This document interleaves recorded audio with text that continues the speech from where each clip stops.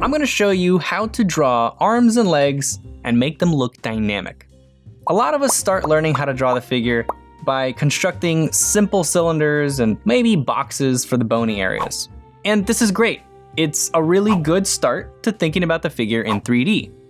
But it does lead to very stiff poses as if you're drawing that silly wooden mannequin. So if you're tired of your drawings looking like this, then you need to start thinking about rhythms to connect all those 3D parts with a fluid gesture. In part 1 of this lesson, I showed you guys how to lay in the head, neck, and shoulders. To quickly summarize, what we're trying to do with rhythms is find visual alignments that capture a flow between the forms. It's an abstract way of looking at the subject. In fact, a system of rhythms is sometimes called an abstraction. Because with rhythms, we're looking for connections between the forms, these larger flowing lines help keep the pose feel connected. It's more convincing that all these parts make up one machine where all the parts are working together, because they're unified with a common flow, a common idea. For the legs, let's start with the side view, and it's basically an S-curve. We're gonna follow the curve over the quads, and then at the knee, it starts to turn the other way. And I like to find a rhythm all the way through to the toes. Now, the back of the hamstrings, you're gonna see the hamstrings coming out, curving this way, but we wanna find just the general flow, like this big S-curve flow, and so there's some muscles we're gonna ignore in the initial stage when we're just trying to find the pose. So generally, we ignore the hamstrings and we either curve it this way with it, or we can actually start with a straight line. Now, straights are gonna add some stability. If this leg is locked and it's planted and all the weight is on that leg, I might look for a straight in here. And in this case, it is. I'm drawing a leg with a person just standing straight up. So straight, and then right through here, we're gonna continue the rhythm through the calf. In here, in the calf, you can kind of pick a flavor of the day. Sometimes I'll add a corner, then from there, curve it back in and actually curve it all the way to the toe.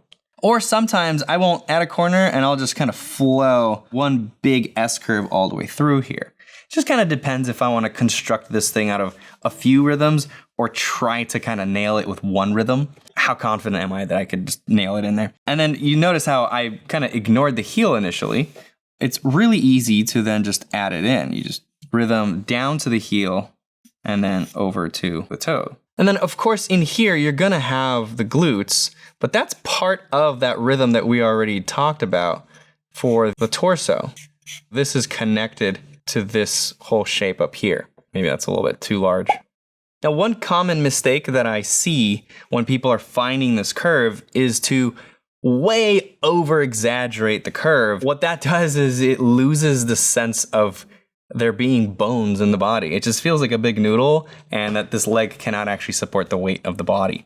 Notice how right in here, this angle, if I could imagine an angle of this portion, this kind of comes right down and aligns with the front of the shin. That's typically the maximum that I'll like to go. That's kind of a general rule for myself. But sometimes I'll see people going way too far, like they'll curve this and then they'll curve this, and they think that, by putting so much motion into it, they're just making their poses super dynamic and interesting. It's like, yeah, sure, you are finding more motion, but you're finding so much motion that you kind of just destroyed the anatomy. This definitely is dynamic. Like, no, there's no question about it. If you're doing something like super exaggerated, where the shapes are like really, really contorted, this could make sense. Like, this is very dynamic. There's a balance between finding that gesture and that curvature and the action and the movement through the limb and stability and reality. When the knee bends, we're still gonna follow the curvature of the quad, but now we're gonna add a corner right there. There's a knee there, there's an actual bend. And then the bottom side also follows this arc, but it tapers a little bit. The knee is a little bit thinner. Same thing in here. There's a taper from the calf to the ankle. So obvious zigzag, lots of tension in both joints. Some people might decide to actually add motion through this whole thing. And sure, this captures the flow and the action, and I can tell that the knee is bent, but it loses the structure in the knee. And I personally think that this is just not a good balance between gesture and structure. This is just too heavy on the gesture. Again, it looks like a noodle leg to me, so I usually do not go for this. Okay, moving on to the front view. And this one, the front view changes. It's really subtle. There's a lot of little curves and muscles that might distract you from finding the quick indication of the pose. So I'll usually start with the inside line. In this left leg, most of the weight is on that, and so I want to show a little bit more stability on that left leg. From the hips, from this pubic bone area, I could drop a single line that's a little bit curved all the way down to the heel. And then on the outside, this is where I could put more activity, following the curve of the hips down into the knee, and then from here out to the calf.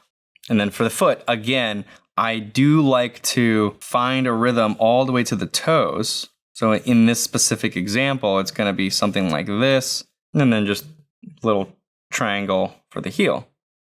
On this other foot, I feel like there's a little bit less weight on there. At this point, I could go either way. I could totally put another straight line going through here, but I'm going to show you another one that I use when I want there to be a little bit more flow in the front. So I'll start with that same thing where it's mostly kind of a straight going across there, ignoring any kind of muscle anatomy type in here, just going right to the knee. And then at the knee, now I'm going to curve it with that shin. The front of the shin has this kind of curve like that. And this will make the leg feel a little more graceful. And then again, on this side, following that curve. Now, the back of the leg is a very similar concept. Again, from the front, I'm just going to draw a very simple leg. So straight down. And I'm going to change the character of this one. This one I'll make like a little more curvy. Now, from the back, it's going to be a very similar thing. Like straight line down, curve, calf. Right, so at this point, I'm not sure if this is a front or a back. It all depends on how I indicate things on the inside. We could add some more context here. So instead of this abdominal triangle in here, instead we can add more of a rectangular shape, right? Now suddenly, this is glute. And then the overlap, instead of a kneecap in here, I could put a rhythm in here just to indicate the attachment of the calf.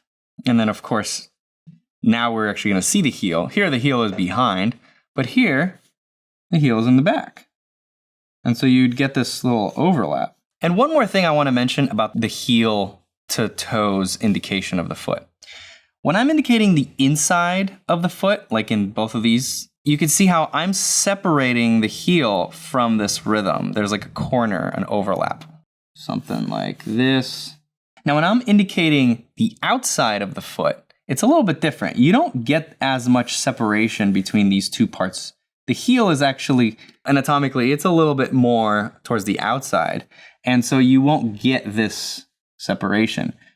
So if I'm drawing the outside of the foot, I'll still find this.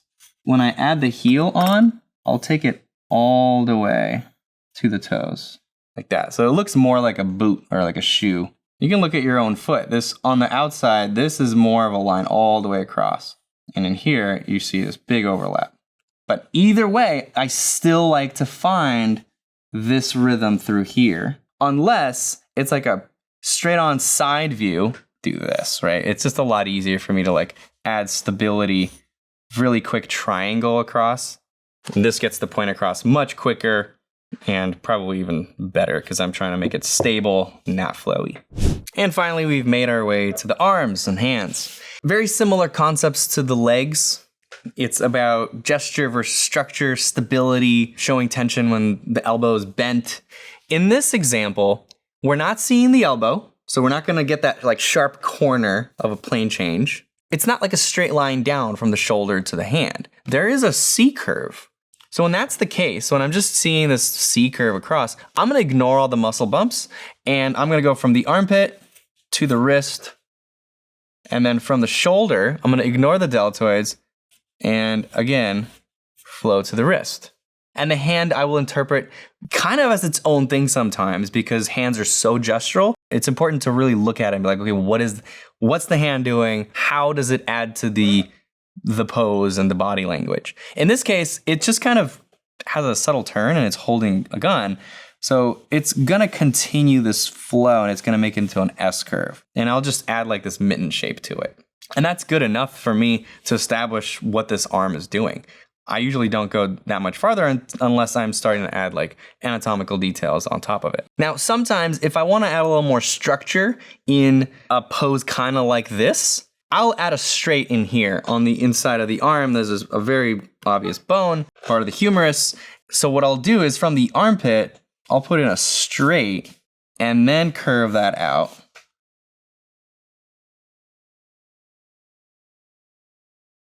And it's a very similar thing. You can see it's almost the same thing, but now we just have a little bit of a corner. And I just go by what I'm seeing and the body type of the person. Sometimes that corner, this bone coming out is just so obvious. It feels like it's part of the character that I'll put it in. And sometimes everything's real soft and I'll just find the flow. Now here's another one from the back side, and it's a similar concept.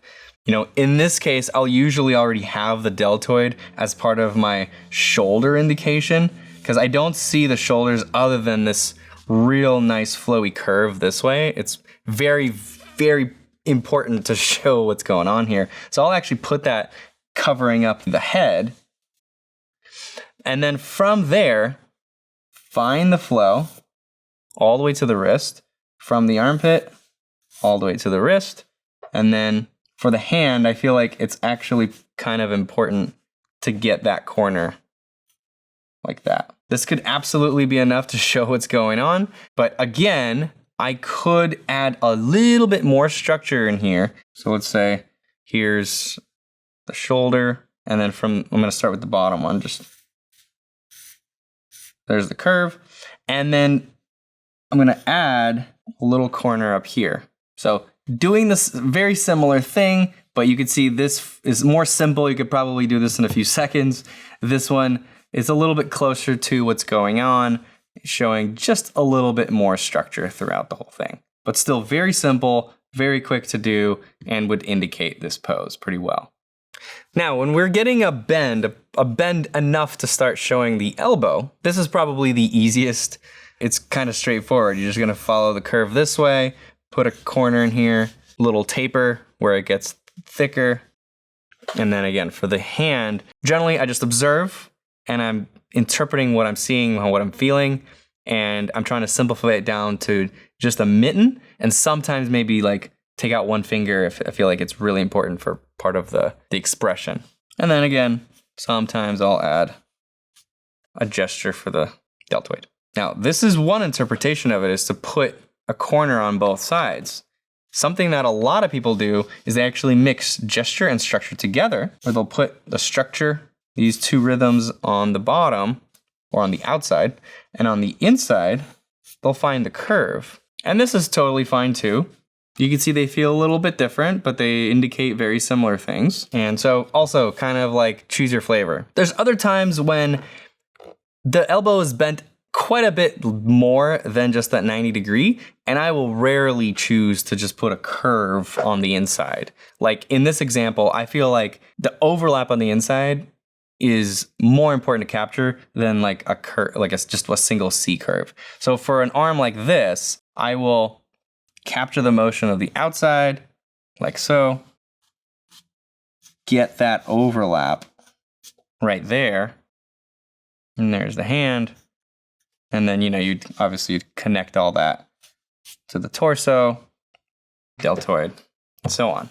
This isn't a good example of where none of the stuff I just told you really fits. The elbow's locked, so we're not getting a corner there at all. There's a lot of bumps that are kind of difficult for me to figure out what's going on.